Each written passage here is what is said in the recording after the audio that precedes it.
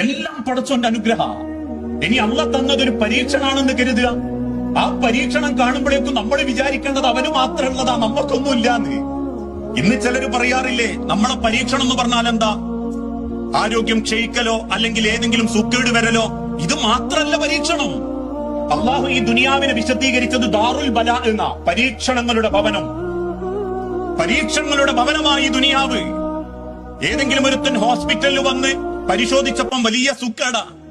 ആ സുക്കേടുമായിട്ട് അതിന്റെ കടലാസും വാങ്ങി തിരിച്ചിറങ്ങി പോകുമ്പം ഇനി നാട്ടിലാണെങ്കിലും ഒരുത്തൻ അങ്ങനെ ഒരു സുക്കേടുണ്ട്, ഓന് പെട്ടെന്നുള്ള സുക്കേടായിരുന്നു, ഓന് വലിയ അസുഖമാണ് എന്നൊക്കെ അറിയുമ്പോ നമ്മളെന്താ പറയല്?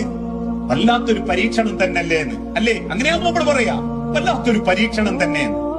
എന്നാ അള്ളാഹു പറയുന്നത് അവന്റെ സൂക്കേട് അവന് പരീക്ഷണാണെങ്കിൽ സൂക്കേടില്ലാത്ത ശരീരം നിങ്ങൾക്കുള്ള പരീക്ഷണ.